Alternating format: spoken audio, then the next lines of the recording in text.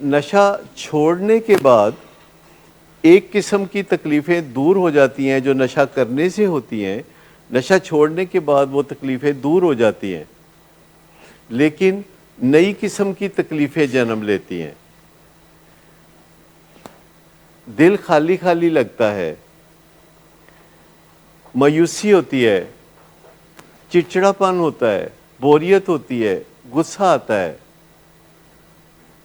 دل نہیں لگتا کسی چیز میں، مزہ نہیں آتا کسی چیز میں.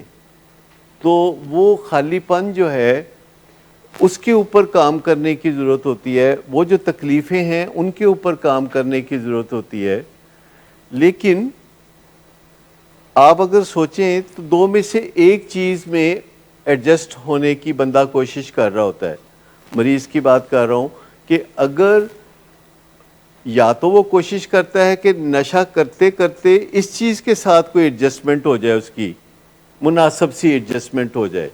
اور جب کوئی مناسب سی ایڈجسٹمنٹ نہیں ہوتی اس کی تو وہ یا اس کے گھر والے سوچتے ہیں علاج کے بارے میں. اس کے بعد جب وہ نشہ چھوڑ دیتا ہے تو اس چیز سے ایڈجسٹمنٹ نہیں ہوتی. یعنی جو نشہ چھوڑ دیتا ہے تو اب اس نے اس نئی زندگی میں ایڈجسٹمنٹ پیدا کرنی ہوتی ہے، اور اس میں گھر والے اس کی مدد کر سکتے ہیں، علاج کرنے والے اس کی مدد کر سکتے ہیں، دوست احباب اس کی مدد کر سکتے ہیں. جیسے آپ اس کی مدد کرتے ہیں جب وہ نشہ کرتا ہے اور تھانے میں پھنستا ہے، نشہ اور ادھار لینے کی وجہ سے کسی کے قابو آ جاتا ہے، نشہ کرتا ہے اور ایکسیڈنٹ ہوتا ہے اور چوٹیں لگتی ہیں تو آپ اس کی مدد کرتے ہیں. تو جب وہ نشہ نہیں کرتا تو اس کو جن مشکلات کا سامنا ہوتا ہے اس میں بھی آپ مدد کر سکتے ہیں. جب وہ نشہ کر رہا ہوتا ہے تو پوری فیملی نشے کے ساتھ ایڈجسٹمنٹ کر کے گزر بسر کرنا چاہتی ہے، نشے کے ساتھ گھل مل کر رہنا چاہتی ہے. یعنی نشے کی بیماری کو ایک نیسیسری ایول سمجھتے ہوئے اس کے ساتھ نباہ کرنا چاہتی ہے، گھل مل کر زندگی گزارنا چاہتے ہیں. لیکن یہ جو گھل مل کر زندگی گزارنا ہے کسی کی نشے کی بیماری کے ساتھ، اس کا انجام تکلیف سے تکلیف دہ ہوتے چلا جاتا ہے، مشکل سے مشکل ہوتا چلا جاتا ہے. لیکن اگر آپ کسی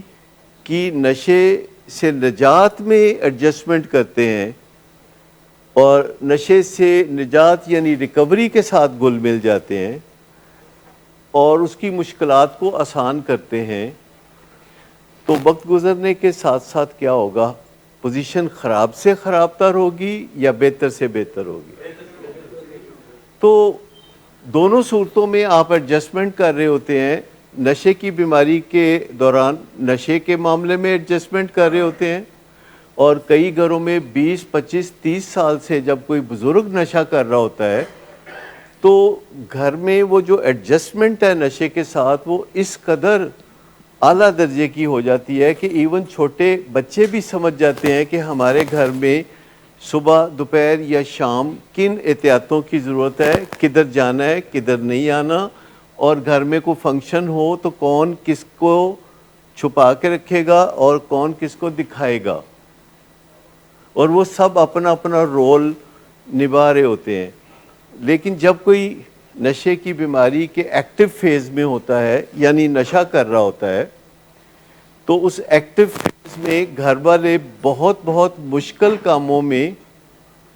اس کا ساتھ دیتے ہیں. حتیٰ کہ جب وہ تھانے پکڑا جاتا ہے تو اس کو اپنے ذرائع سے اور کوششیں کر کے چھڑواتے ہیں، اس کے دفتر میں بہانے بناتے ہیں، سارے خاندان میں جہاں اس کو ہونا چاہیے اور وہ نہیں ہوتا تو اس کے لیے بہانے تراشے جاتے ہیں. لیکن جب وہ نشہ چھوڑتا ہے تو اس کی جو نئی زندگی ہے اس میں اس کے ساتھ کوئی ایڈجسٹمنٹ کرنے کے لیے تیار نہیں ہوتا. وہ نئی زندگی جس میں ایمپٹینس ہوتی ہے، ڈپریشن ہوتی ہے، غصہ آتا ہے، چڑچڑاپن آتا ہے، اس چیز کے ساتھ نباہ کرنا زیادہ دیر تک لوگوں کے لیے مشکل ہو جاتا ہے، اور کہیں نہ کہیں کلیش ہوتا ہے، اور اس کلیش سے ماحول خراب ہوتا ہے، ماحول پولیوٹڈ ہو جاتا ہے، ایموشنلی پولیوٹڈ، یعنی جذباتی آلودگی پیدا ہو جاتی ہے گھر میں۔ جذباتی آلودگی کا کبھی نام سنا؟ یہ سردیوں میں شہر میں جو اسموگ ہوتی ہے یہ فضائی آلودگی ہوتی ہے، لیکن گھروں میں ایک دوسرے کے ساتھ ناراض ہونا، ایک دوسرے کے ساتھ گھروں میں چپ تان لینا، ایک دوسرے کے ساتھ غصہ، طنز اور تشنیع کرنا، یہ جذباتی آلودگی پیدا ہوتی ہے، اور اس جذباتی آلودگی سے بچا جا سکتا ہے۔ یہ جذباتی آلودگی پیدا ہوتی ہے جب پیشنٹ نشہ چھوڑ کے تو گھر میں زندگی گزار رہا ہوتا ہے، لیکن ابھی وہ فلی کیپیبل نہیں ہوتا اپنی ذمہ داریاں اٹھانے کے، اس کا موڈ ڈاؤن رہتا ہے، وہ کبھی چڑچڑپن کا مظاہرہ کرتا ہے، کبھی وہ کہتا ہے کہ میرا کھانا کمرے میں بھیج دیں، کبھی وہ آپ کو دیکھنے میں سست لگتا ہے، کبھی وہ آپ کو دیکھنے میں افسردہ لگتا ہے، کبھی آپ پریشان ہوتے ہیں کہ اس کو کیا ہو گیا ہے۔ تو یہاں ذرا سمجھنے کی ضرورت ہے کہ نشہ کرتے ہوئے ایک قسم کی مشکلات ہوتی ہیں اور نشہ چھوڑتے ہوئے دوسری قسم کی مشکلات ہوتی ہیں،